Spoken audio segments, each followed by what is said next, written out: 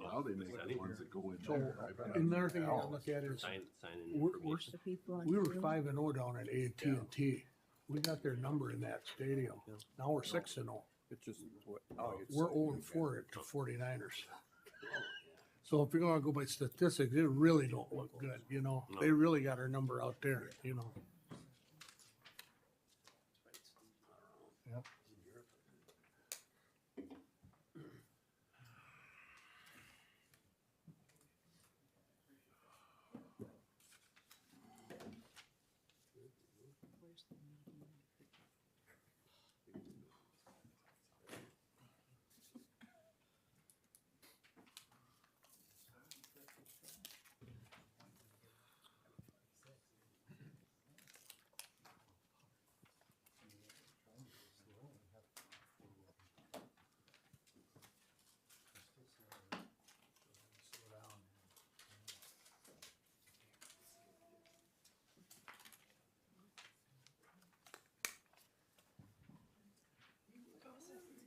Yeah.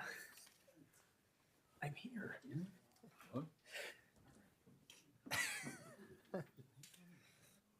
I don't know. Bigfoot sighting exists. Cold out. Maybe riding a bike wasn't a good idea. I don't know. Oh, it's busy. Lots of National Guard. You know, I had to go down to Louisiana for a bunch It's of really time for surprising. training there. So, Okay. and When it gets, it yeah, drops like you're not missing around anything. 0, you lose about 5 pounds of pressure. yeah, Oh, 5 pounds. That's a lot. When you figure you set it at 35, you're busy. you're almost at 29, 30, you know, so. This feels Yeah, weird. I just left the office. Sensors go off. Quarter Yep, two. yep. Quick, went home for 5 minutes. I'm out here. So, What do you do? You fill them up, Yeah. and then when the next time it gets 40 degrees out, now you're in, we're over 40. oh, In oh there, yeah, you it know? was definitely. Yeah. Waltz up over there. They got some microphones. Darn it. Yeah, so many people got oh, a bunch. Could have been worse there, Yeah, for sure. Big Carl. How about you? Have you been travel much for your job?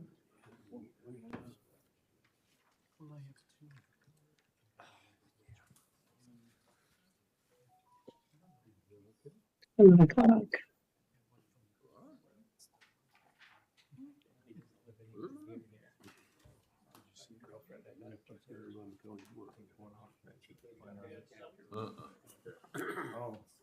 I don't know if you're. Yeah, we changed the weekends.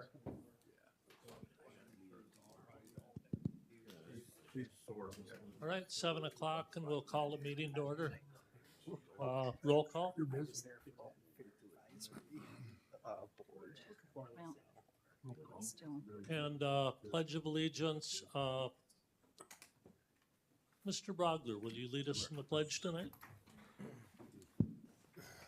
I pledge Allegiance to the flag of the of the United States of America and to the republic for which it stands, one nation, under God, indivisible, with liberty and justice for all.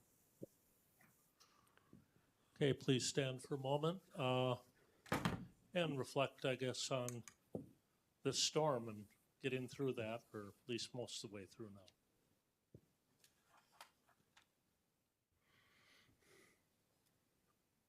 Okay, thank you.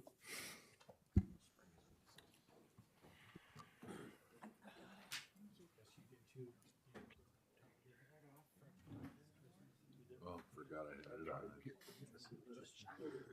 For the record, we have 23 present and 6 absent. Okay, and Mr. Waymire, we're in compliance with open meetings law? We are, Mr. Chair. Thank you. As far as approval of the agenda, does anyone want to move anything? I'd make a motion to approve the agenda. Okay. Motion by Mr. Paulson, second by Mr. Jekyll. Any discussion? All in favor of moving the agenda?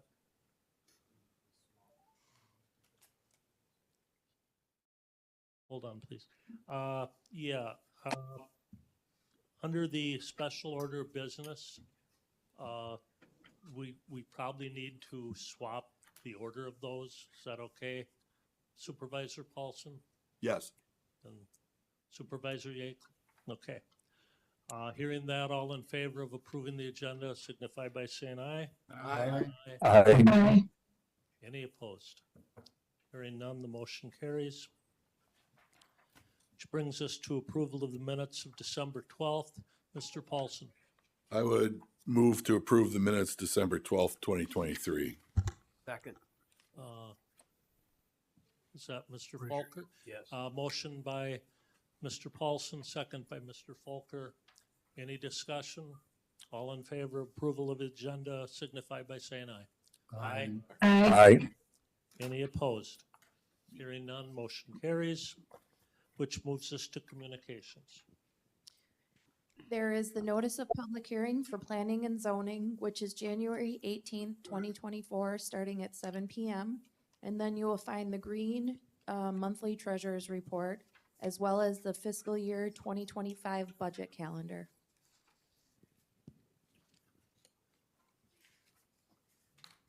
Thank you. As far as public comment, do we have anyone registered tonight? Currently, no one registered. Anybody interested in public comment? Hearing none, we'll move on to the special order of business, starting with the overview of the county board rules proposed changes, which would be located on page 4. Ms. Thompson. Thank you. Okay, so as you guys know, we had solicited proposed changes from the supervisors and also the staff. And we took those and created a track change document that you see in your packet. The point of today is to sort of highlight some of those changes, to have a discussion and solicit feedback from the full board, and then take that back to the executive committee. So we won't take any formal action today. We'll treat it sort of as a committee of the whole where we just discuss those items. When you look at the track changes, it can look a bit overwhelming.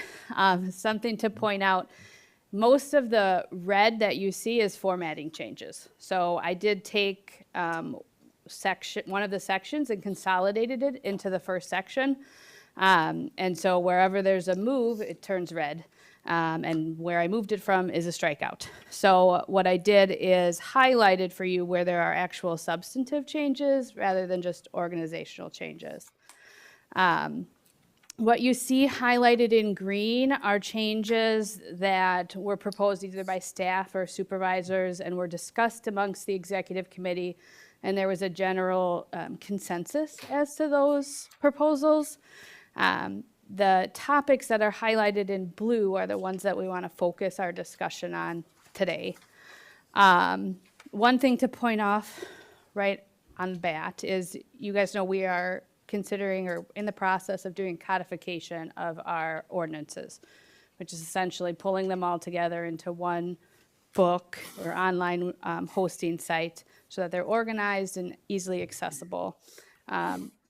Right now, the proposal is to also codify these board rules. So put those in with all of your other ordinances.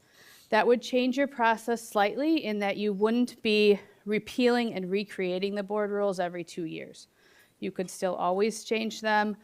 They would always be open for amendment. But absent somebody bringing forward a change, you would not be going through this process every 2 years. So that's the current proposal, obviously open to discussion. As far as the areas highlighted, so the first one you would see would be highlighted in blue is on page 17, and that's in regards to the county farmland. I would draw your attention, though, to that purple handout that I gave you at the beginning of the meeting. There were some changes or suggestions following publication of the packet. So this purple handout is the most recent sort of discussion as to the county farmland.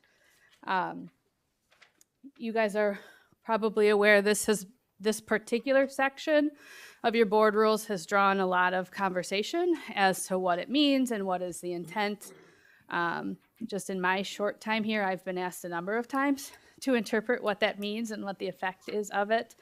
My understanding is that Attorney Ward had to do the same. So the hope is that in this revision of the county board rules that we just are clear about what the intent is and that the words reflect that.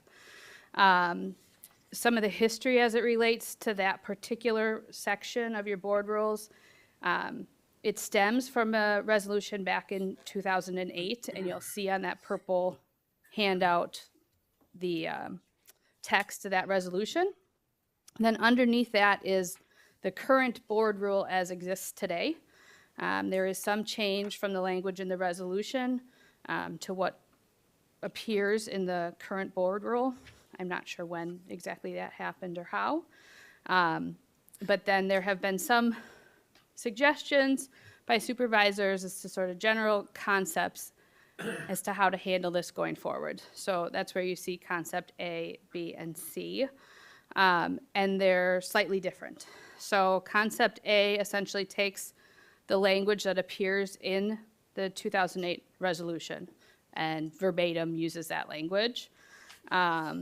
B, the difference there is that it pulls out the words that currently exist in the county board rule where it says on a case-by-case basis and possibly, and just leaves shall recommend to the Board of Supervisors.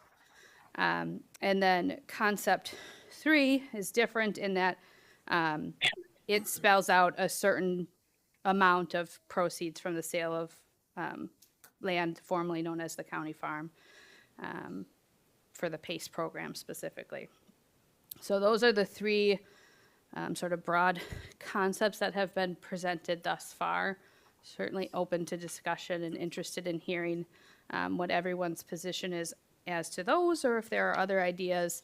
This was one particular area where the executive committee wanted to solicit feedback from the entire board. The other areas that you see in blue, those are on page 24. And those relate to new proposals as it relates to the ability to serve as a simultaneous chair and limits as to how long you could serve as chair of any particular committee. So those were proposals that were made by various supervisors that, again, the executive committee wanted to hear sort of the full board's thoughts on those 2 proposals before taking any action to recommend board rules. One other proposal that is not shown in here, but something that we'd like some thoughts on. There was a proposal to video record committee meetings, specifically, I think, starting with Finance Committee and Executive Committee. We would need to explore that a little further as it relates to logistics and costs and retention. But generally, the staff just would like to know if that's something that the full board supports and to invest some more time in it. So that's what I have. If there are specific questions for me, I'm happy to answer them. Otherwise, like I said, we'd be interested in just discussion amongst the supervisors. You have questions? Yeah. So back on the purple sheet, Yes. concept C. What is the county's PACE program? Because I serve on a state PACE, so I want to be sure I've got them separated in my head. Sure. I'm going to defer to Ben. Yeah, so PACE program is specifically a program that combines federal dollars as a match, along with potentially a local share, whether it's from us, a trust, a state funding system, and also the participating landowner farmer to permanently preserve an easement on top of the property for purposes of farmland preservation. That would be in perpetuity versus the PACE program you're familiar with obviously deals with energy kind of thing. So PACE gets used a lot, but specifically in this context, PACE is a specific program with the concept of acquiring permanent easements and or buying out development rights basically from those landowners for permanently protecting it for farmland purposes.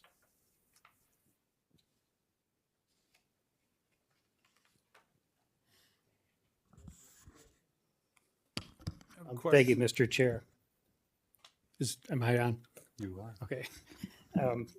So I'd like to take a second to introduce concept C under the proposed language ideas from the board supervisors, which is one that I sent into Ben and Danielle a couple days ago. I had thought that this idea that I more or less presented was going to be presented by somebody else. Never showed up, never appeared, so I decided to take it on myself. And first thing I would say is that I think it is kind of a Goldilocks solution in that I think it's not too hot and not too cold. I think it's somewhat in between the other two proposals. And the first thing I'll say, you could read that on your own. I did later add in parenthesis the words behind the acronym PACE, and they are the purchase of agricultural conservation easement. So I just want to say a couple of words about why I did this and the PACE program. The PACE program provides cash to participating farmers, which can help them with retirement, healthcare, capital expenses, and so on. It's an entirely voluntary enterprise, and there are a lot of farmers, I believe, who, like other small businessmen, could benefit from a cash input, and not in this case when they really love their land and it may be family land, they don't necessarily have to sell it in order to supply some cash for their retirement or so on. The second item I would say is it's a proven program. So this is funded in 2008 and it has had many successes. We have a number, if you've ever sat in on any of our Land and Water Conservation Committee meetings, we do go through this program pretty often. We've had a number of farmers who have benefited from that. I think it's a reasonable use of a small portion of the county farm's land sale proceeds that we're talking about. I think the reason that there's been recent discussion and that Danielle has had to field some questions is because there is a sale. And it's obviously the perfect time to start talking about it. My bullet point 4 is it gets strong public support. And we know that by many 20-some years of survey results, other interviews and input, and it's more or less been written into the strategic plan as a priority, that is protection of farmland. And I think that this proposal that I am presenting is the best way to show board support to eliminate confusion and perhaps cold feet in funding this program. And the reason I say that is concept A, or the original language, has been in place for quite a few years. The sections about on a case-by-case basis and when possible were an amendment to the original resolution, and I think they just serve to muddy that up. And I wanted to provide more clarity and ease of understanding and certainty. So I think it's more palatable in terms of I suggest the greater of either the appraisal of ag land that's being sold and or the 1/3 of the total proceeds of the sale. And I can explain that, but I won't do it right now. If people have any other questions about that, I'm happy to explain my thinking behind that. I'll stop for now and let others talk. Just one quick comment on these concepts. We, as staff, we introduce them as concepts because there's other ideas that are out there that did not fit on the paper that went all over different ideas. So again, our goal is to get the concepts from you all so that Attorney Thompson can then draft some language with the goal of carrying out your concepts if you believe it belongs in the board rules as well. So.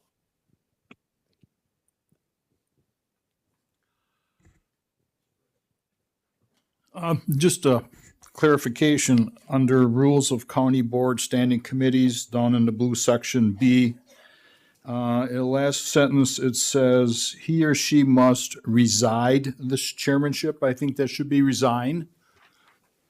You are correct. I was wondering about that. Anyone else have questions, comments? Yes, I was wondering if the county administrator could explain how the current PACE program is funded. So right now, I think we're down to roughly $50,000 that was placed into a restricted account within Land and Water, and it's a kind of a capital account where it's set aside. So originally, to Supervisor Christensen's point, after the sale of property for US 26 was done, a portion of that was placed into restricted accounts specifically for farmland preservation. Now it's specifically says farmland preservation, I believe. I don't know if it's designated for PACE. That's kind of what the resolution is set up to be. So typically what will happen, I think we've had about 4 properties, I want to say off the top of my head, that have been done with those funds. It was about $250,000, and some other dollars were added in 2013. A farmer will come in, typically to Land and Water right now, that the ownership of that department has kind of moved around in terms of that program. Zoning has also been involved in the past. And they'll go through a process of, a lot of it's appraisal. So you go through a process of the appraisals. They'll have to have conversations in terms of related to their own personal finances, their tax attorney, their other attorney to look at it. And the intention is they determine that value of buying out those development rights for a permanent conservation easement to be placed on that property. And that's the appraised value. So we just went through that process. If you may recall, the end of last year, we had a farm that was in the northwest part of the county. It kind of went a little bit higher because prices of land are going a little bit higher. And there was an appraisal of what that looked like based on those various formulas. The federal grant program, as best as I understand it, will cover roughly 50%. That would be a cash payment, basically, to the property owner. The county in the past, when we've been part of it, has been roughly 25% of that determined appraisal cost.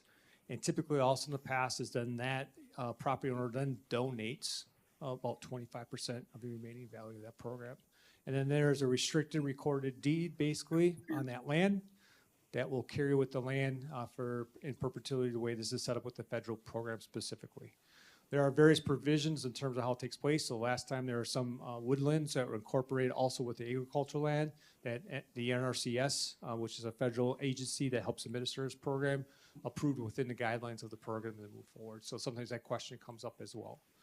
When the applicants come in, they do try to look at making sure they're not in urban service areas or other growth areas because of the perpetuity.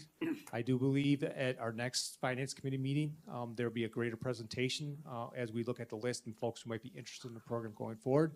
So we understand what that number might be, depending if folks move forward or not. So that's a quick overview of it. They do have to make commitments in terms of ongoing things. This is talked about with Land and Water, certain requirements in terms of how they preserve that land, actively farm it, things like that are part of those requirements as well.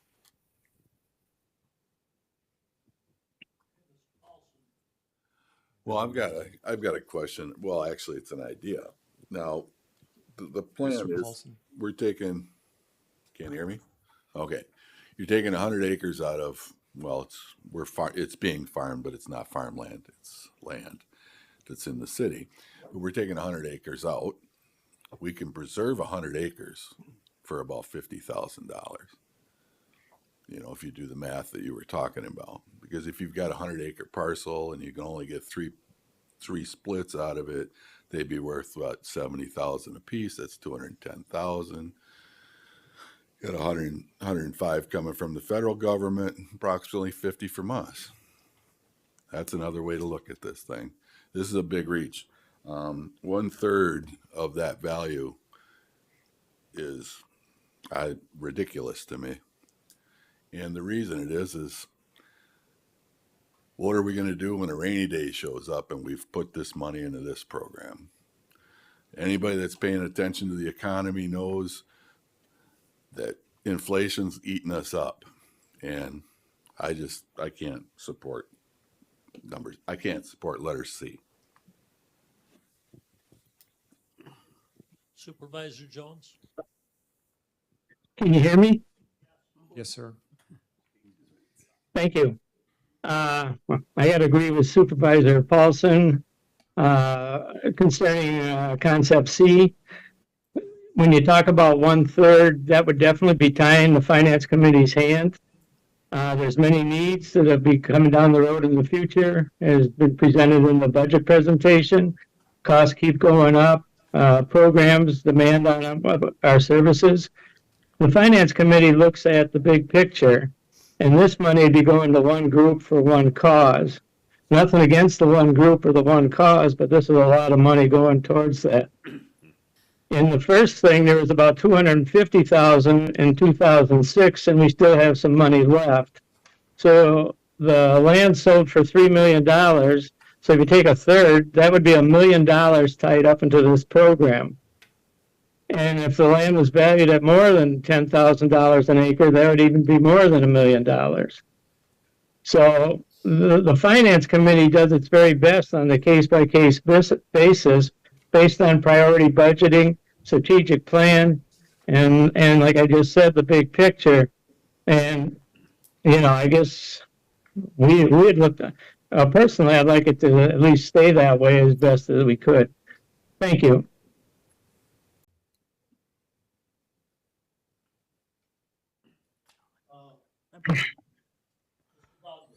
Have we looked at any other counties similar to us to see what their policies are? I haven't found any county board rules that have any similar policy. Okay.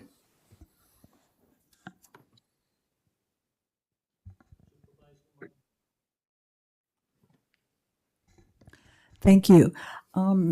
I would like to change gears just a little bit to discuss the possibility of taping, either audio taping or videotaping meetings. A number of constituents over the last 2 years in particular have asked me, are tapes available of committee meetings, because they can't attend during the day. They have other commitments, they're working, and they can't get off of work or whatever. So it's a request that constituents have.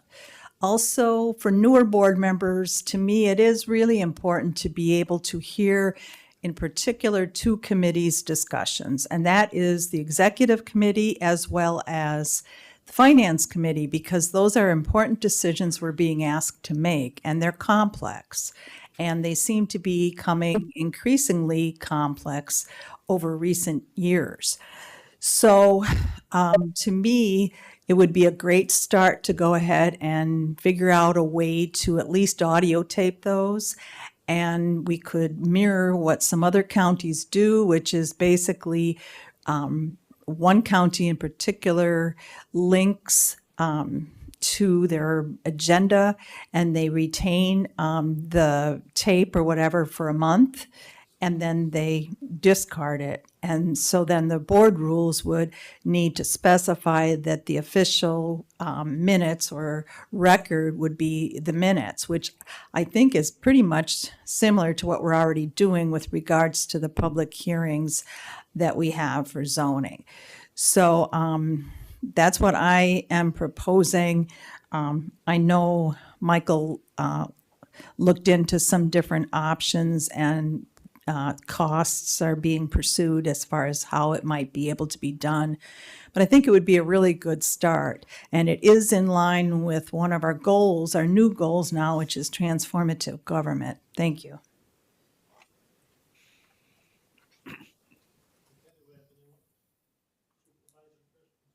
Thank you, sir. I'd like to address the points made by Supervisor Paulson and Jones about the tying up of the money for the PACE program.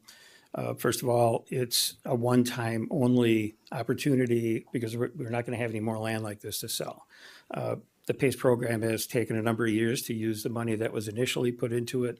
I would anticipate it would take a number of years for this amount to be used. And during that time, farmland prices are going to increase. But the main thing I want to say is, it would be true that it would be put into a segregated fund. It would be sequestered to some extent, but it's always within the county's grasp. It's never entirely gone until it's actually used for one of the purchases. During that time, the county board, if if we saw that we got into a financial tight spot, the county board could decide to pull that money back and use it for some other purpose that they thought was a better purpose. But in between now and then, you would be showing an honest effort to protect farmland, like our constituents have said that they want. And we do have about 9 farmers right now lined up who have shown interest in this program. They're just wondering if there's going to be a funding for this program. Thanks.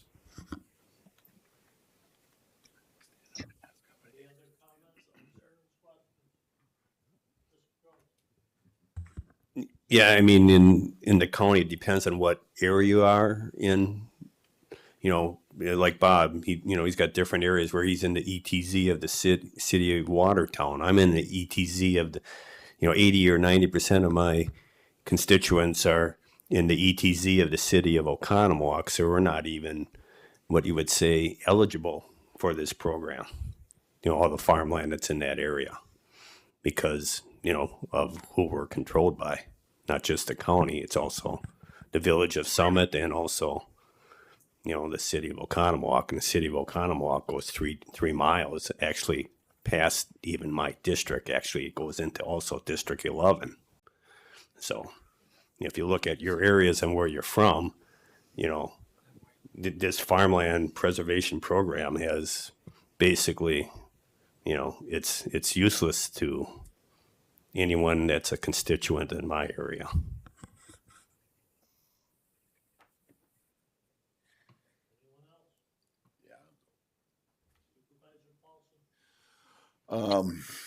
Ben, how many acres of land we got out there at the formerly county farm? So the proper, I'll call it the part inside 26 I'm also so familiar with the latest sale has approximately 176 acres that's going towards the campus. And then there's probably at least another 50 acres that we've reserved for future county uses, probably a little bit more than that.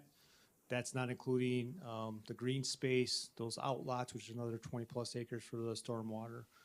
Then outside that area, I want to say it's roughly another 115 acres gross off the top of my head. But there are some swales and things like that would not be quote unquote usable in terms of for any development purposes, roughly. Okay. Thank you for that. What do you think the odds of that getting sold are? Depends on the guidance of the board. I would anticipate with the project that once we finalize the purchase agreement and that moves forward, we would get inquiries. Thank you.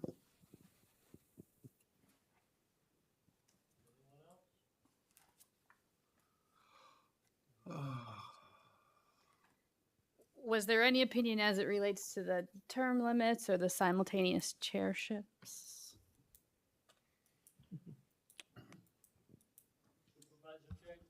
Yeah, thank you.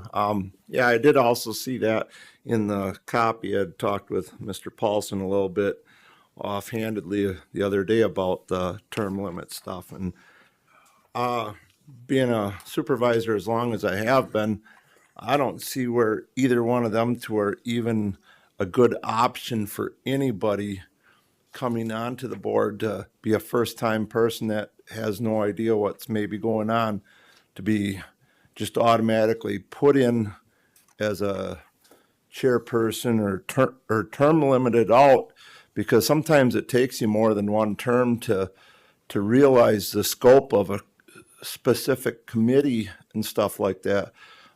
I think they're both, the blue lines for committee chair have no issue in our language here. Somewhere else higher up in government, I can see a couple of terms, but these two, I just can't see anything that is going to come out good. It may make us very more, how do you want to say, I can't think of the right word, screwed up, like some other counties some people have been watching over the years. Thank you.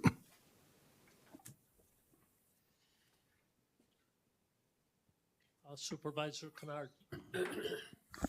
Yeah, I did read them previously and wondered what's the value of, you know, you're losing a lot of, I guess, leadership and whatnot by limiting the term, the number, you know, if you can't, you know, some people, I guess, I've been, you know, quite a few terms, I guess, as on UW Extension and been the chair, you know, for a few. And, you know, I guess I really wonder what the value of this is going to be. Is it going to hurt us more than it helps? I don't, is that a problem where people are stuck in a chairship that can't, you know, nobody else can get in? Is that, I mean, every 2 years the committee elects the chair, and it's how it's worked, and I haven't seen a problem myself.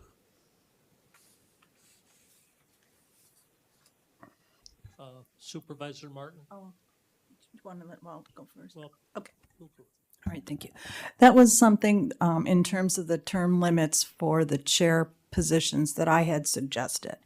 And it's not unlike some corporate boards have. They do have some limits on positions such as that.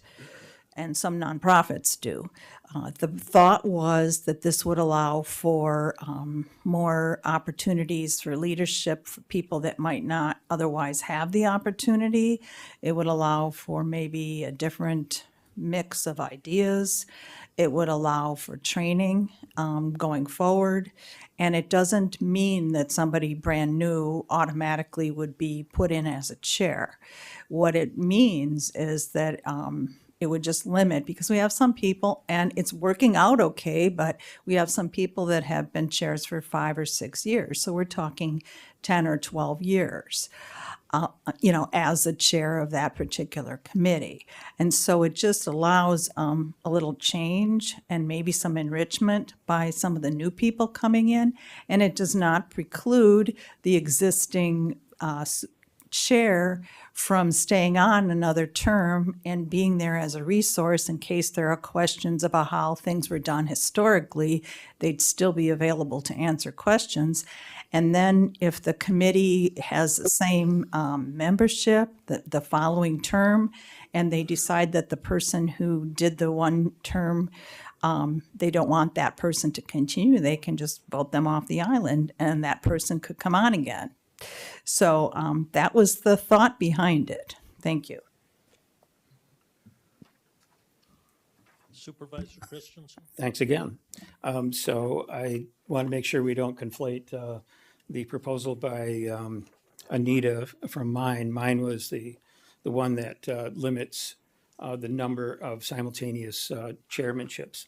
And the reason I submitted that was I was talking with Steve Nass, I don't know, a year ago, some time ago, and he was telling about when he first started on the board that there were a couple of supervisors. I think one was the board chair, and they had 3 to 4 chairs each.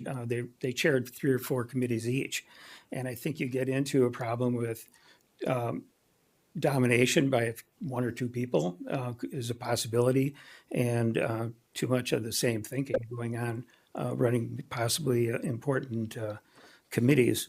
So I think the benefit of what I'm proposing is that it would be more like crowdsourcing, where you'd expand the pool of experience and viewpoints rather than limit it to one person as chair of multiple committees. I mean, I don't see a big problem in our current makeup. It doesn't seem to be an issue because one of the conditions that I put on it was that it would be the standing committees that would be the limitation. And one supervisor could be chair of a standing committee and one of the other committees and boards and panels that we have, which would be more or less like Mike Winke has in his 2 chairmanships. And I do also think that one of the concerns that the executive committee made was that, we wouldn't have the people to do the work. It's just too difficult. Well, I kind of disagree with that. I think the difficulty of the work of the chair is overstated a lot of times. I think basically the chair helps to build the agenda. They run a meeting and they direct, but they don't dominate if they're doing it right, the discussion. So the best decisions can result. I don't think that's a huge challenge for people of normal intelligence to make that happen. And if you're not chair of a committee, you still have the opportunity to serve on a committee and contribute your abilities and your experience to that committee. So those are my reasons for introducing this, and thanks.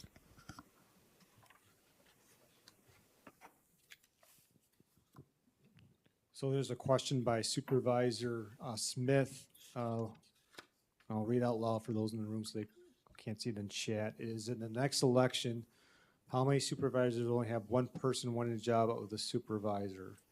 So a quick one on the county clerk site. So we have a total of 23 county seat positions that are unopposed, 4 seats that are contested, 3 with no contestants.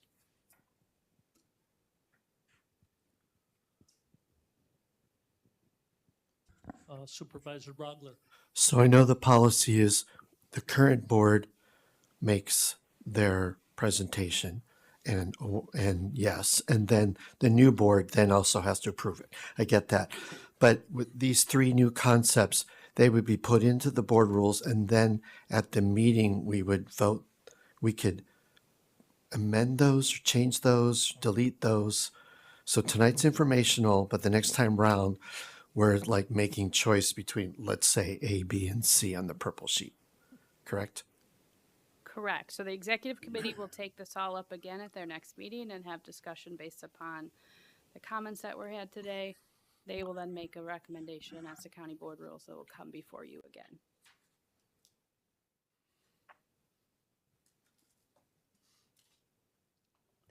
Anyone else? I have a question.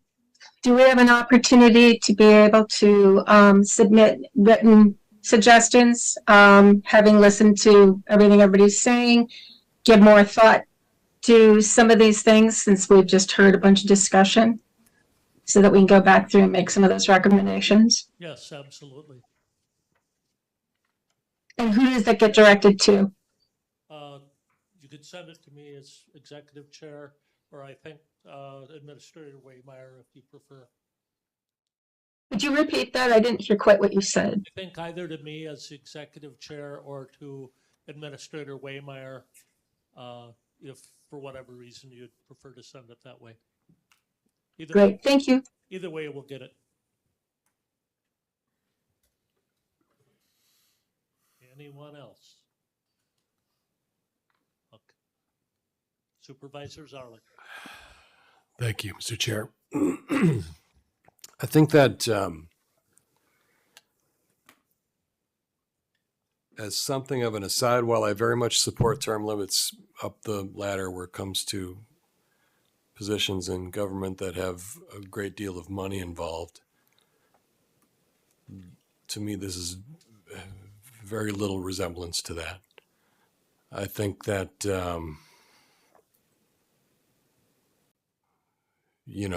I'm reminded of the old, if it ain't broke, don't fix it, where it comes to limits for people chairing a committee or the chairman himself or herself. I think it feels like we have enough mechanisms to potentially resolve any situation that would require committee head being replaced or should that need arise. I guess I'm with I follow what some of the other supervisors are saying in that I'm not really sure I see a problem that needs solving on this issue of term limits. Anyone else? Okay, it seems like if you have ideas, you want to submit them to executive or attend the meeting, please do, and this will come back, I believe next month, and certainly by March, we'll need to have it something passed or not passed by the March meeting. So, thank you. So we're going to move back to our special order of business, a presentation by the Jefferson County Joint Drug Task Force.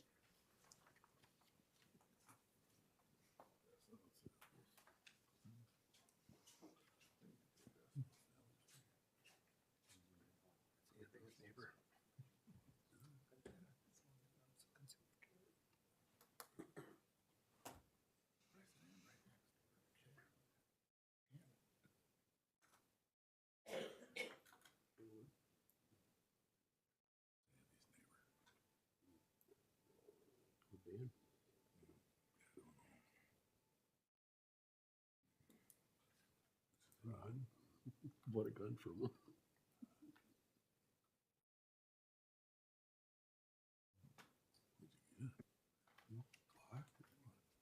He's got all kinds of stuff. Okay, thank you very much. I tend to move around a lot. Hopefully, I won't move away from the mic too much. My name's Dan Horvaten, Detective Sergeant with the Jefferson County Drug Task Force. So I've been with the Sheriff's Department for 23 years. This is my 23rd year, and I've been running the task force for about the last 4.5, give or take. And I thought it would be valuable for me to kind of tell everybody what we've been up to, because a lot of what we do is confidential in nature, and there probably is a perception that we don't necessarily have a drug problem in Jefferson County. And obviously that's not the case, and I'm here to kind of talk a little bit about what we do. I was just at the Town of Oakland meeting, talking to folks out there. Last week, during one of the snowstorms, I was in the town of Lake Mills. So I think there's some value, and one of the reasons what we see, what you're going to see once we get through this presentation, is we're uniquely situated between Madison and Milwaukee and Chicago Rockford. And so we kind of fit in that middle ground. So we get, and as you'll see, a lot of drug dealers from Madison making their way out here. We get a lot of Milwaukee traffic as well, and some Chicago people. So I think it's really important kind of to lay the groundwork, tell you what we're doing, and then answer questions if you have them. So all of the member agencies you see up here are part of the task force. And part of the reason it's obviously important to have a task force is because of the nature of the drug users and dealers aren't specifically staying in Jefferson County all the time. So it transcends jurisdictional boundaries. Our goal is not to go after users, so that's kind of a misnomer. Sometimes I think people believe we're going after people that have addiction, which is not the case. Most, if not all of the people that we're going after are specifically involved in dealing. And we also are involved in education efforts like this, but other efforts to EMS personnel, schools, human services, to talk about some of the drug use issues and try and get some sort of demand reduction so that people aren't using. So a steering committee oversees the task force, the chiefs from all of the jurisdictions. We have quarterly meetings and go over any issues. We go over cases that we have, and we kind of talk about all of the issues that may be arising. They also approve any sort of spending that the task force does. So I'm the detective sergeant assigned to the task force who runs the day-to-day operations. Part of the agreement that we're involved in includes everything that you see up here, disposition of property. Each member agency contributes monetarily, or they contribute an officer. So Fort Atkinson, for example, contributes a full-time officer. City of Watertown contributes a full-time officer. Jefferson County has 2 full-time detectives besides me. And then we are supplemented with other agencies. They supply monetarily money for part-time officers, although we've had some challenges getting part-timers because the environment for law enforcement is difficult. Many agencies are, most of the, well, if not all the part-timers work full-time for another agency, and so they're significantly understaffed as well and end up working at their full-time job more than they could contribute to the task force. So one of the things about the cases that we generate, a lot of these come from any number of citizens, right? Probation and parole agents, but a lot of times it's somebody just in their neighborhood calling and saying, I'm seeing all of this traffic coming in and out of my neighbor's door. What's going on? I'm seeing a lot of strange, goofy people that are showing up all hours of the night. And so we get that information, and then keeping it confidential, we work to try now and figure out, okay, what's really going on here? And so we have a number of ways that we do that. We keep everything confidential. Obviously, nobody's going to talk to us if they know that their name's going to be broadcast all over, right? And also for their safety. And so we look at it, and one of the things that's valuable about this is we talk to people is that, you know, people don't want to be wrong, and they think they need to be 100% certain all the time, which is not the case, right?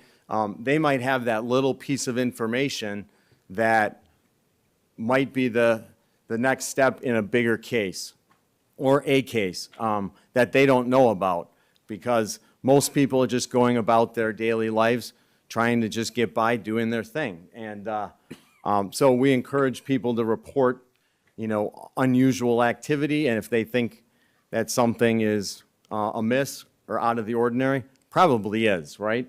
And so just one of those things, and then we follow up on that and then determine what we should be doing, what type of follow-up is necessary. And a lot of that has to do with the drug being sold.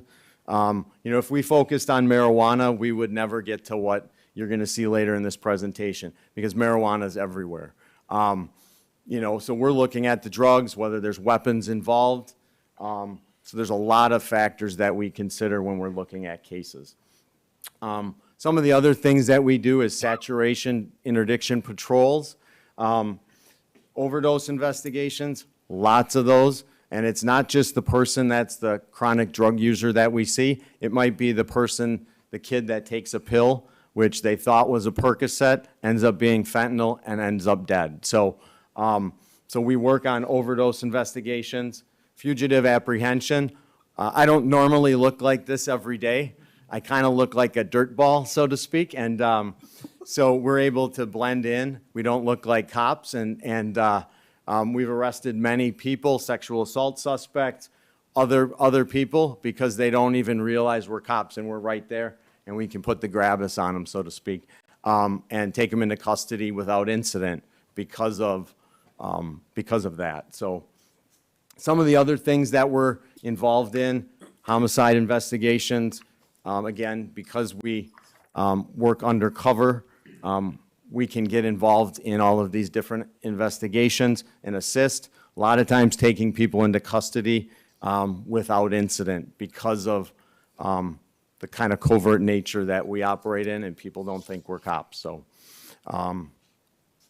just a little bit on addiction, because I think this is valuable. There's talk in the state legislature about medical marijuana, and one of our concerns, obviously, should be everybody's concern, is the trickle-down effect that it has to kids. You know, our two areas in the brain that are responsible, that are linked to addiction, are the frontal lobe and the center of the brain. And the bigger thing to mention is just that, you know, our brains are not fully formed and developed until we're between 23 and 25 years old. So that's where the trickle-down effect really ends up, and that's, you know, if kids start getting, you know, into drugs early, their brains aren't fully formed, and that creates developmental issues, right? So the real takeaway on this slide that I just want everybody to kind of think about as we think about addiction and treatment, it's that you can see the slide with the brain imaging. The slide on the left shows, or the image on the left shows kind of a normal brain without drug use. You see the yellow and red and green brain activity. as people use drugs, you can see that the next slide with cocaine addiction, there's very little brain activity at 10 days. And their brains really don't start fully recovering or repairing themselves till that 100-day mark. So if we're looking at treatment, we have to think about that, because a lot of times we see people in jail and they get out and they use again. Well, have we actually gotten to that point that they have sat enough time to fully detox where their brains now repair themselves, getting to a point that they can make better decisions? And we all want that. Obviously, we don't want to see people addicted and using. So this is I mentioned earlier that we don't target drug users. There is a point, though, that we do, and that's under circumstances for drug-endangered children. We've had several cases where children get a hold of an empty packaging material of, like, fentanyl, for example, and end up, toddlers end up, what do? If they're crawling, everything goes in their mouth.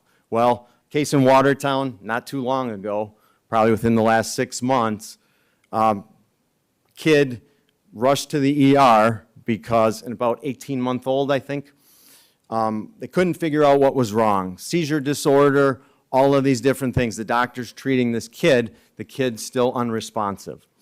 Well, the doctor said, well, I don't know what else to do. I'm going to give this kid naloxone or Narcan. Treatment for, binds to the opiate receptor in the brain and blocks the effects of opiates. He gives the kid Narcan, kid comes back and is responsive. So that kid, parents are users. We end up doing a warrant at the house, find the little bit of fentanyl, cocaine mix that they had, and that kid would have probably died. So that's where we get involved with human services specifically and target the users, because we've had many, that's just one case, but those cases exist. And that's the last thing we want to see, is obviously kids dying, and they should not be exposed to drug dealers, because there's so much other collateral problems that end up, coming out of that, whether it's sexual assault, child abuse. And so we get involved and work with human services when it comes to the drug-endangered children. So just kind of, if you don't think we have drugs in Jefferson County, this is just a little bit of all this. This was actually an indoor grow in Hebron. The guy had a significant grow operation, would have went undetected, except he died in his driveway, probably of a heart attack. But strategically placed throughout this particular guy's house were firearms at all the exits. So he was pretty much ready, I think, to go down in a blaze of glory had his operation been found out. This is just a few. So cocaine, this was a grow at a campground. Crack, heroin, just some track marks. People don't just inject heroin, they inject meth and cocaine. So these are those counterfeit pills that I mentioned, M30s, fake Percocets, that contain fentanyl, the ones on the blue, on the left in blue. So this is methamphetamine from a seizure in city of Fort Atkinson. And this is about 3 ounces. Ounce level quantities are significant and indicative of dealing. So, by the way, this is just a meth pipe that I showed you, because you can go probably to any gas station and buy this, and it's what they call a bubble, and it's really a meth pipe, but they put a little rose in there to camouflage it as a little vase. Obviously, mushrooms, LSD, that's still all around. So these are some of our seizures. These are the kind of the quantities that we have. Some of these are not all up to date, but you'll see during the presentation some of the major things that have been going on. So drug overdose deaths have been remaining fairly consistent. 22 in 2022 were right between 16 and 20 for 2023. Takes some time because of toxicology for us to actually tabulate all the numbers, but it's still, it's still an issue. So most of them, again, unintentional. So this is just something else to think about as the legislature contemplates the medical marijuana that's going on. In states that have legalization, one study showed a 24% increase. It's almost 1 in 4 of increased psychosis by heavy marijuana users. So meaning increased schizophrenia. So things to just think about, as that conversation starts happening. The other thing that is significantly seen in these legalization states is an increase in drug driving. So people under the influence driving. So just things to be aware of. We've also seen increasing number, and we've had this in Jefferson County as well, with all of the edibles. They look like gummy bears, kids eat them, and then they end up at the hospital. So that's another concern. So we'll get to some of the cases and kind of talk about where we're at. So this is one of the first major cases since I took over the task force. This particular guy was a gang member from Illinois, involved in home invasions, and he was a kilo level dealer, so meaning decent volume, right? 2.2 pounds of cocaine, known to have a violent history. So we did an operation working with state DCI. This guy was arrested, and then we ended up executing a warrant at his house. And so at least 4 firearms were found, positioned all kind of, you can see this is right next to his bed. And there's a gun under his pillow. There's another gun on the other side of the bed. Okay, and then a shotgun underneath the bed. So he was ready. So that's just one example, right? So we'll go through some more. So this particular case is a Fort Atkinson case. You'd think people would learn their lesson. We actually hit this house 3 times because there was continual problems. One of the times, one of the convicted felons had this particular shotgun at the house. So when we hit the house, this is a particularly close to home because this particular fellow was right across the street, kitty corner on Main Street selling meth. So right in Main Street of Jefferson. We got a call because there was a suspicious odor and they thought he might be making meth in the upstairs apartment. We end up executing a warrant at the place. Again, he had multiple ounces of meth, cash, and a firearm. And of course, he's a convicted felon. So this guy then took up residence in the town of Oakland. A few months later, he's wanted, and it's kind of a little bit of a funny story because the people decided that they were tired of him. I think probably because he got a big shipment, and they knew he was wanted, and they wanted to take his money. So they called us. We go arrest him. And then they find out that the people at this trailer used all their money and took all their drugs. So then they kind of got upset by that and told us, a little bit. And we end up going back and finding more. So no honor among drug dealers either. So this is another significant one. This is what, remember when I mentioned we see a lot of people from outside Jefferson County taking up residence here. Part of the perception is there's not a lot of police and that they can get away with things. But they're not necessarily known to us in Jefferson County. And so this particular case was a residence in Lake Mills, convicted felon. Again, this guy was a gang member. And had been in Madison, and we had gotten information he might have a stash house, processing house in the city of Lake Mills. And we end up, he had a domestic at the house. We end up doing a search warrant. We had firearms, methamphetamine. So this is one of the guns. There were a couple other guns that were turned in, possibly crime guns from another jurisdiction. But some of what we recovered, so this is a kilo of methamphetamine, just over a kilo that he had at the house. And And then this is about 1.5 pounds of a mixture of fentanyl, heroin, and a couple other opiate-like drugs. He had a pill press, so he was manufacturing at this particular place in Lake Mills. Palmyra, another guy just got out of prison.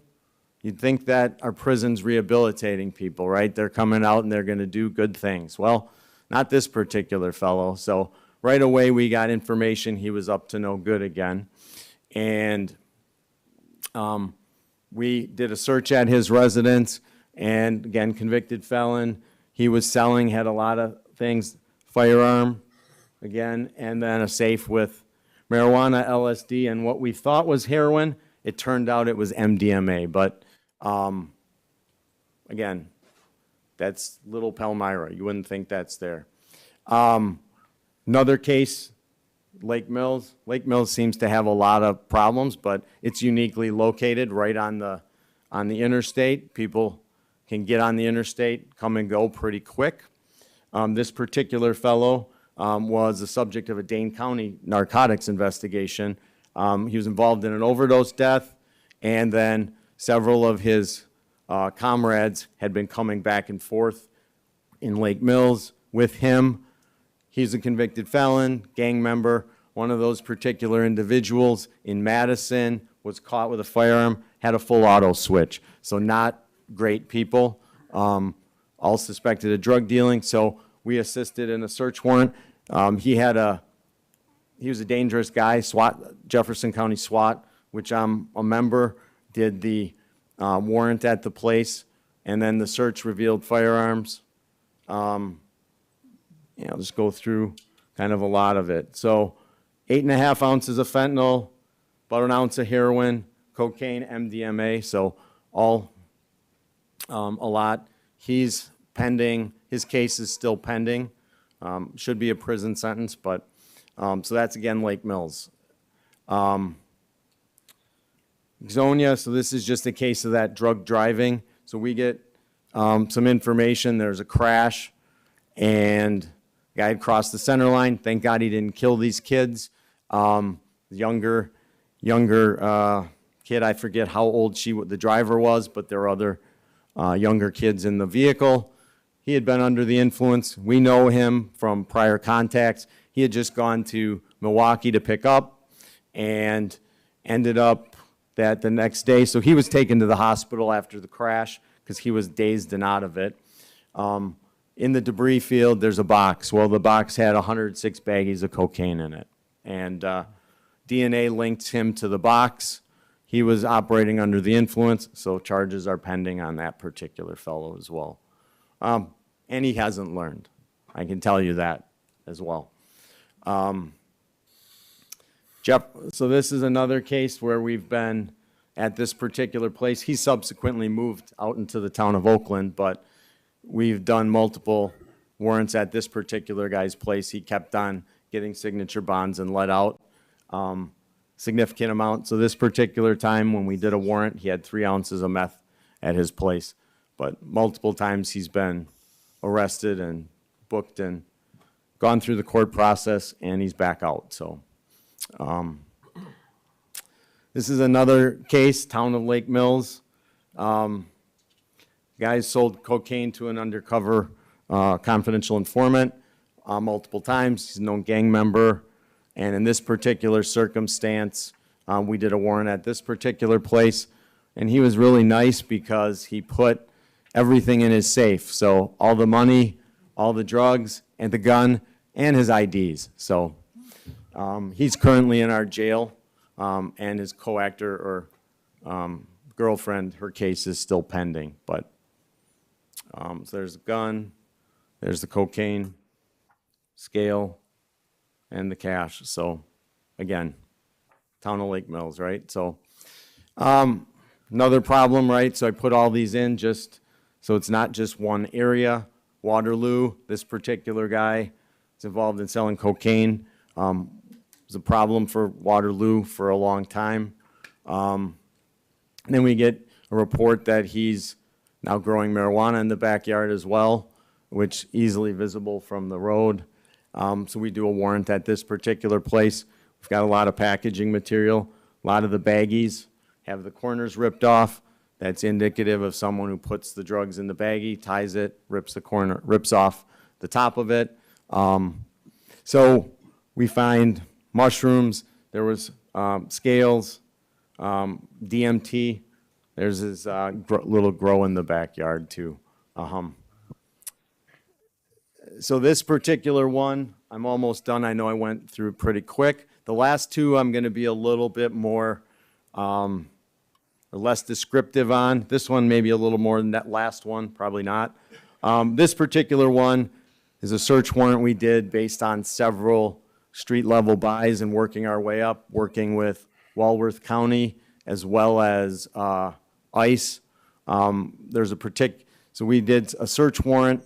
People were involved, a vehicle associated, and someone that had been associated with drug dealing in the past came back into the country. And we end up executing a warrant and then locating this particular vehicle that they were using. And we got 8.5 kilos of cocaine. So again, kilo is 2.2 pounds, and each kilo roughly goes on the street value between $15,000 and $25,000. So I can tell you this particular group and another one, we've probably got potentially three different Mexican drug cartels working in Jefferson County and the surrounding counties. So, or members of Mexican drug cartels. So, and this is probably one of them. So this is just an example. So the value of cocaine street value is probably $212,000. So in this particular haul, they also had a bag full of scales. There's packaging materials there. And so probably what we think happened was they saw the first warrant that we did, so they were collecting everything to then move it, and we caught them in transit. But and then lastly, this one I'm going to go through really quick because there's a lot more to it, and I'll just kind of tell you. You can see what's on the ground, and I'm going to go past that. So that's a particular case that we worked with DEA and Walworth County, and this particular seizure happened kind of on a jurisdictional boundary, and it's cocaine, again, probably drug cartel related. And I'll just say that, to my knowledge, from what the DEA tells us, this was the largest single seizure in the state of Wisconsin. On a low end, the value was $2 million. On a high end, $9 million. So, and that's an ongoing case. But point being, there's a lot of things happening here. Again, the perception is that there's not a lot of cops out here, so they're able to get away with a lot more that they couldn't normally do. So the reason I bring this up is just so everybody kind of understands, and support from our local jurisdictions is important because there's so much collateral crime that goes with the drug game, whether it's sexual assaults, whether it's human trafficking, guns in possession of felons. There's all sorts of things that are going collateral with these investigations. The officers that are involved in these investigations put a lot of time and training in. They also train a lot of new people. And the value that they get after doing kind of the work that they carry on throughout their career is pretty significant. So several of my team at some point have been officers of the year for different things. Jake Wrights, who will be honored tomorrow, was once at the task force a few years ago when I took over. So anyway, the value of the task force, I think, can't be understated, but we don't talk about it because it's confidential, a lot of confidentiality going on. So that's part of the reason that I'm here to kind of just tell you a little bit without names and things like that, just so you kind of understand some of the investigations. And the other thing just to mention is the team is available 24/7, right? So we're answering the calls all hours of the day and night. I think there's not a day that doesn't go by that answering text messages from either an informant or somebody about some investigation. So that's a little bit about us and the task force.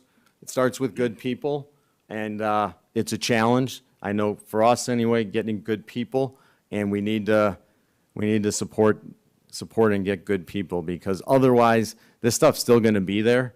Most of my team has over 10 years on. Like I said, I have 23, and the next generation, obviously, this is still going to be there, and it's not going away. So we need to get the good people, the good officers, and develop them so at some point they can take over.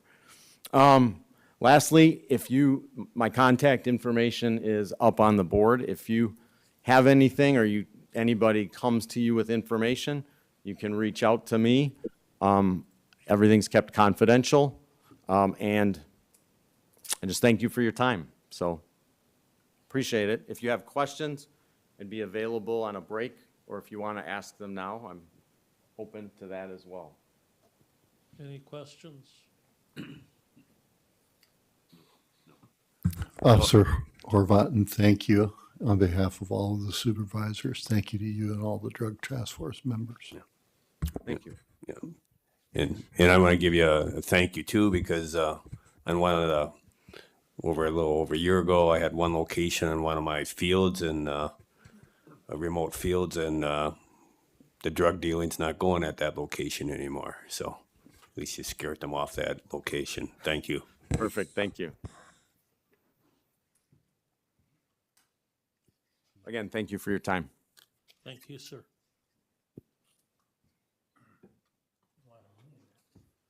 Okay, that brings us to committee reports, resolutions, and ordinances.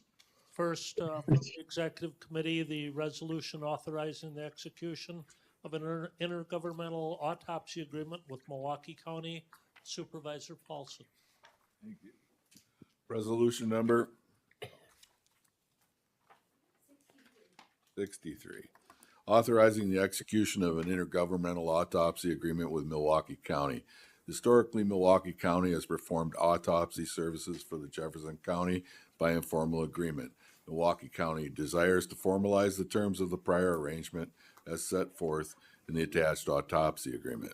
Pursuant to the proposed autopsy agreement, Jefferson County will compensate Milwaukee County a total of $1,800 for each autopsy performed and $900 for each external examination performed. These fees include all pathological dissections, routine toxicology photography, digital radiography, and routine histology services. Milwaukee County will also provide expert testimony when needed at a rate of $500 per hour. Based on research by Jefferson County Medical Examiner's Office, Milwaukee County provides the most cost-effective and comprehensive services in the area at this time. The proposed autopsy agreement further outlines expectations regarding transportation, storage, open records, and insurance. This resolution authorizes the county administrator to execute the attached intergovernmental agreement with Milwaukee County for autopsy services for January 1st, 2024 through December 31st, 2024. The Executive Committee considered this resolution at its meeting on December 27th, 2023, and recommended forwarding to the County Board. Fiscal note, the cost of autopsies as stated in the agreement at the rate of $1,800 per autopsy has been included in the 2024 budget. Therefore, no budget adjustment is necessary. I move for adoption of this resolution. Second. Okay, motion by Supervisor Paulson, second by Supervisor Jekyll. Any discussion? Hearing none, all in favor of approval signify by saying aye. Aye. Aye. Any opposed? Motion carries. Thank you. Next, the Finance Committee, resolution approving the increase in passport photo fee and amending 2024 budget. Supervisor Jones.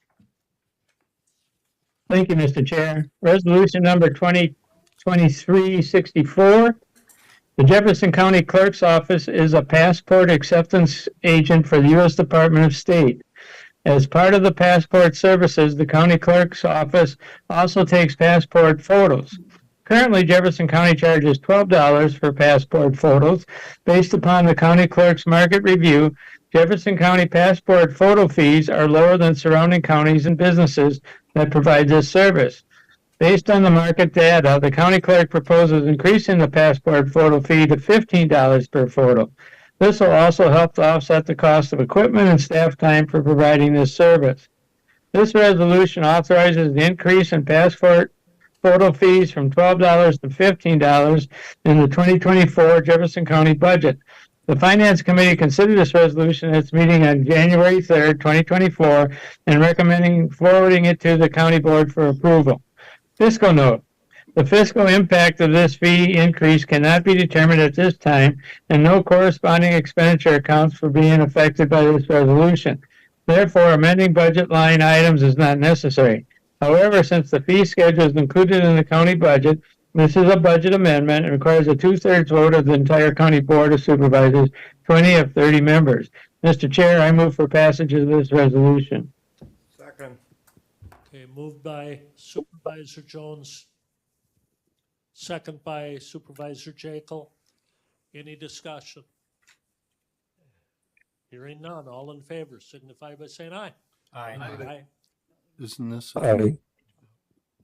This is a budget amendment? I am corrected, yes. Roll call, please.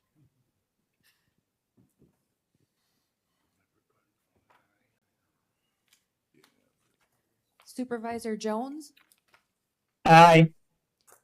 Supervisor Herbst, and Supervisor Callan. Aye. Okay, we have 23 yes and 6 absent. So the motion has passed. Next item, resolution accepting the Department of Children and Families Relative Caregiver Support Grant Funding at the Human Services Department and amending the 2024 budget. Mr. Jones. Resolution number 2023-65. Jefferson County Human Services was recently awarded a grant from the Department of Children and Families, DCF, to assist relative caregivers in obtaining benefits and services in 2024. The county will receive a grant in the amount of $9,550. This grant will allow the department to provide concrete support such as bus tokens, groceries, or assistance to school-related fees, and help caregivers obtain legal guardianship or adoption, create visitation plans, and consult on will and power of attorney questions, and assist relative caregivers by eliminating other barriers by providing support groups, outreach materials, staffing assistance, child care needs, and other trainings. This resolution authorizes acceptance of the grant funding of $9,550 and amends the 2024 budget accordingly.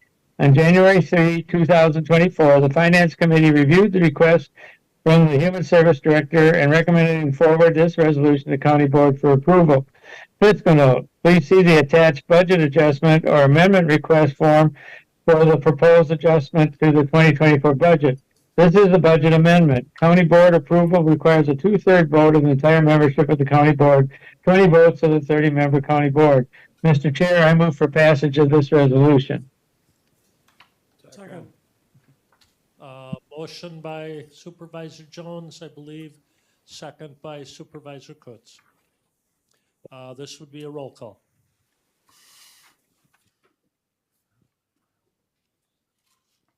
Supervisor Jones, Aye. Supervisor Herbst,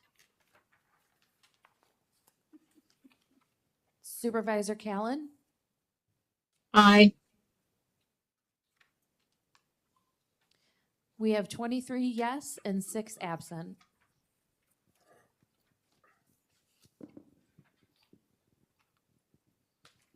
Okay, moving to the Human Resources Committee, ordinance amending Personnel Ordinance Section HR 0120, differences for sworn non-represented law enforcement employees. Supervisor Brodler. Ordinance number 2023-20 20. 20. Amending Personnel Ordinance Section HR 0120, differences for sworn non-representative law enforcement employees. This ordinance amendment revises the existing Personnel Ordinance HR 120 concerning sworn non-representative law enforcement employees. This amendment proposes that all accrual benefits and compensatory time accrual and usage and method of payment, such as overtime pay for working on holidays, will follow either the labor union contract or the personnel ordinance, depending on which provides a more favorable benefit to the non-representative sworn employee. The Human Resource Committee considered this ordinance on January 3rd, 2024, and recommended forwarding it to the County Board for approval. Fiscal note, amending this ordinance recognizes that accrued hours are part of the total hours budgeted per position, and the fiscal impact will be determined based on the manager's discretion to approve, deny requests to use accrual times, which may require payment for overtime work due to employees using accruals or result in lost productivity. An increase in the calculation of pay has been included in the 2024 budget. I move for passage of this ordinance. Second. Okay, motion by Supervisor Brogler, I believe, second by Supervisor Turtle Heights. And this would be a voice vote? Yes. Okay, voice vote. Any discussion? Hearing none, all in favor of approval signify by saying aye. Aye. Aye. Any opposed? Ayes have it. Which then to Human Resources Committee resolution creating a pool of as-needed female jail support officers and a jail deputy intern position in the sheriff's office. Supervisor Brogler.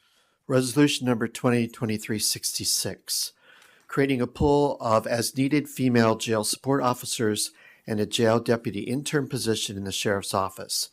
The Jefferson County Sheriff's Office currently faces challenges in maintaining a 24/7 presence of female deputies, crucial for specific duties required for female inmates. With only 7 female deputies, of whom 4 are regularly assigned to the jail, the need for additional female staff is evident. The creation of a pool of as-needed female jail support officers and a jail deputy intern position will provide the necessary support for tasks such as verifying urine collection and conducting strip searches, ensuring dignity and security for female inmates. This resolution aims to address this staffing need in the 2024 budget. The resolution requests the creation of the pool of as-needed female jail support officers and a jail deputy intern position in the sheriff's office was reviewed by both the Finance Committee and the Human Resources Committee on January 3rd, 2024. Both committees commended forwarding this resolution to the County Board to create a pool of as-needed female jail support officers and a jail deputy intern position in the sheriff's office. Fiscal note. The exact financial implications for salary and fringe benefits will be determined based on the number of positions hired and their respective salaries. However, it is anticipated that wages for the new position will be fully funded by the cost of vacant positions currently existing in the Sheriff's Department. Therefore, no additional tax levy is required for these positions, with a potential savings in salary and benefits. This is a budget amendment. The County Board approval requires a 2/3 votes of the entire membership of the County Board, 20 of the 30-member County Board. I move for passage. Second. Motion by Supervisor Brogler, second by Supervisor Morris. This will be a roll call. Oh, I'm sorry. I thought I was moving along. Any discussion? Hearing none. Roll call vote, please. Supervisor Jones, Yes. Supervisor Herbst, and Supervisor Callan. Aye. We have 23 yes and 6 absent. Planning and Zoning Committee report. Supervisor Jekyll. Thank you, Mr. Chairman. Report to the honorable members of Jefferson County Board of Supervisors. Jefferson County Planning and Zoning Committee, having considered petitions to amend the official zoning map of Jefferson County, filed for public hearing held on December 21st, 2023, as required by law pursuant to Wisconsin statutes. Notice having been given and being duly advised of the wishes of the town board's persons in the affected areas, hereby makes the following recommendations. Approval of petitions as listed, dated this 28th day of December 2023, Blaine Paulson, Secretary. That takes us on to ordinance number 2321, amending the official zoning map. Whereas Jefferson County Board of Supervisors is heretofore been petitioned to amend the official zoning map of Jefferson County, and whereas the petitions as listed were referred to the Jefferson County Planning and Zoning Committee for the public hearing on December 21st, 2023, and whereas the proposed amendments have been given due consideration by the Board of Supervisors in open session, now therefore be it ordained Jefferson County Board of Supervisors does amend the official zoning map of Jefferson County as follows. I move for approval of this ordinance. Second. Motion by Supervisor Jekyll, second by Supervisor Paulson. Supervisor Kennard. Abstain for a potential conflict of interest. Any discussion? Hearing none, all in favor signify by saying aye. Aye. Aye. Any opposed? Hearing none, motion carries. Which brings us to appointments by the county administrator. Thank you, Mr. Chair. By virtue of the authority invested in me under section 59.18, parent 2, parent C of the Wisconsin statutes, I respectfully request a confirmation of the following appointment. Mr. Carl Yeager to the Sheriff's Civil Service Commission for a 5-year term ending January 1st, 2029. I respectfully request confirmation of this appointment. Move to confirm. Second. Motion by Supervisor Morris, second by Supervisor Jekyll. Any discussion? Hearing none, all in favor signify by saying aye. Aye. Aye. Any opposed? I'm opposed. Noted.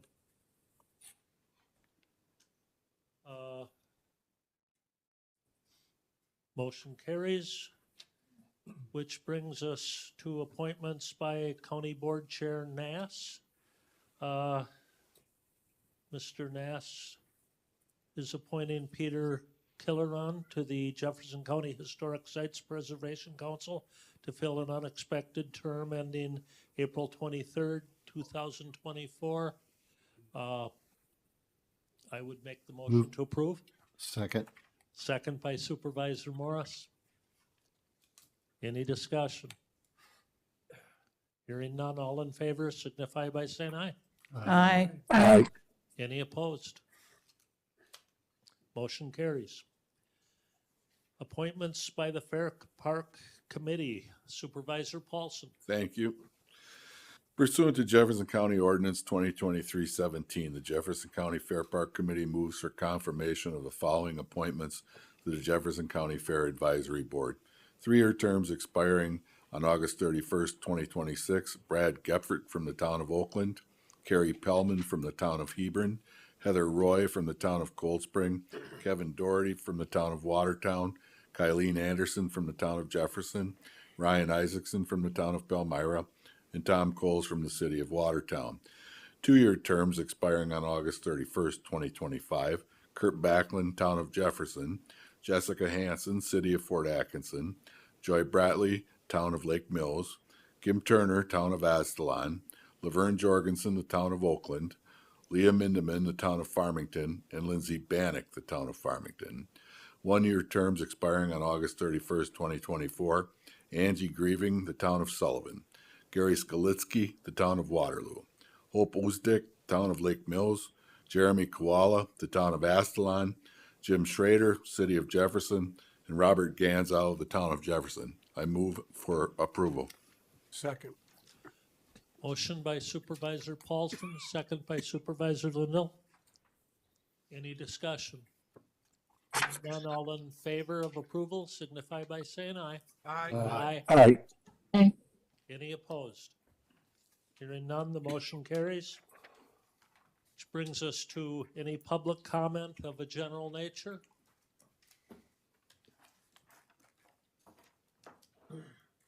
Okay, apparently none tonight. Announcements. For those online, but we did pass out to all the board members here just a quick storm summary as of January. The highway department will continue to update that. It includes kind of the storm summary in terms of inches and some of the things that were going on outside. Talks about some of the materials, so there's a lot of questions about rock salt versus brine that was applied, so we'll make sure we get that out to everybody as well. And just also the classification and categories of highways and how they're treated, so that's just more from an informational standpoint. I've asked Bill for some additional information to get out already, so if you have questions, please make sure you reach out to Bill or I as we continue to try to recover from the storm. Thank you. Definitely different. Any other announcements? Yes, I'd like to make an announcement concerning that. Us who travel out of this county, there's extreme differences when you go to Dodge, Walworth, especially in Waukesha or even Dane, that the road conditions are considerably better than what's going on in Jefferson County. You know, we all know that brine don't work, but we're big brine people here for some unknown reason. It hasn't worked for decades. You know, someday it's going to have to change. Any other public comment? Motion to adjourn is in order. So moved. Moved by Supervisor Jekyll, second by Supervisor Kennard. All in favor of adjournment signify by saying aye. Aye. All right. We are adjourned. Thank you.